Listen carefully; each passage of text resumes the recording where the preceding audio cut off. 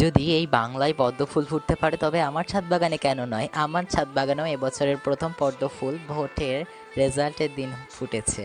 চলো আরও কিন্তু কুড়িও রয়েছে, সেগুলোও তোমাদের দেখাবো। আর রয়েছে একটি সাদা পদ্ম, সেটাও তোমরা দেখতে পারবে।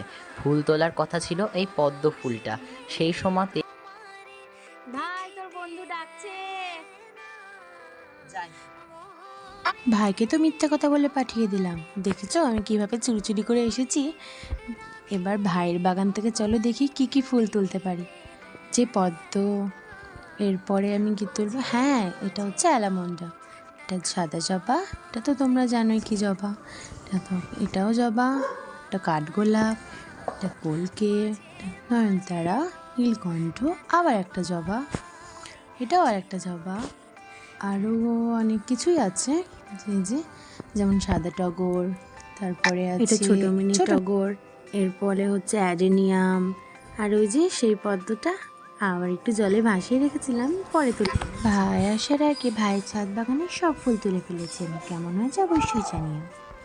নিচ থেকে যখন আমি ছাদে আসি দেখি সব ফুলই তোলা হয়ে গেছে। এতগুলো ফুল তোলা দেখে আমার তো কপালে হাত উঠে গেল, আমার পুরোই অবাক।